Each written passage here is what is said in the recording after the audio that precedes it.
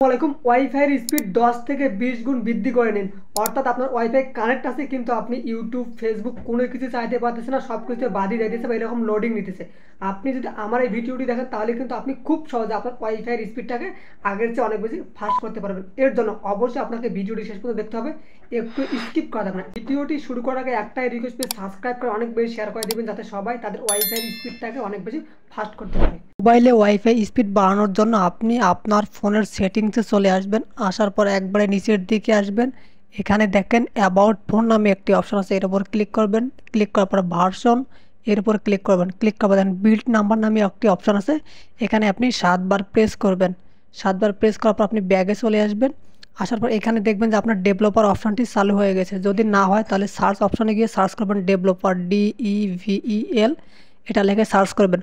অবশ্যই আপনি ভিডিওটি শেষ পর্যন্ত দেখবেন। যদি ভিডিওটি শেষ পর্যন্ত না দেখেন তাহলে কিন্তু আপনি বুঝতে পারবেন না যে কোন সেটিংসটা আপনাকে ওপেন করতে হবে। দেখেন ডেভেলপার অপশনটি আপনার সামনে চলে আসবে, এর উপর ক্লিক করবেন। ক্লিক করার পর আপনি একটু নিচের দিকে চলে যাবেন। তো যারা ভিডিওটি দেখতেছেন প্লিজ সাবস্ক্রাইব করে অনেক বেশি শেয়ার করে দিবেন। নিচের দিকে আসার পর এখানে দেখেন অ্যানাবল ওয়াইফাই ভারবার্স লগইন, এটা কিন্তু আপনার অফ করা থাকবে।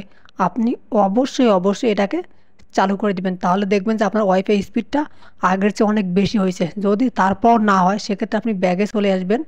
আসার পর আপনি আবারও আপনার ফোনের সেটিংসে চলে আসবেন, এটা হলো 2 নম্বর সেটিংস। আসার পর একটু নিচের দিকে আসবেন, এখানে দেখেন সিস্টেম নামে একটি অপশন পাবেন, এর উপর ক্লিক করবেন।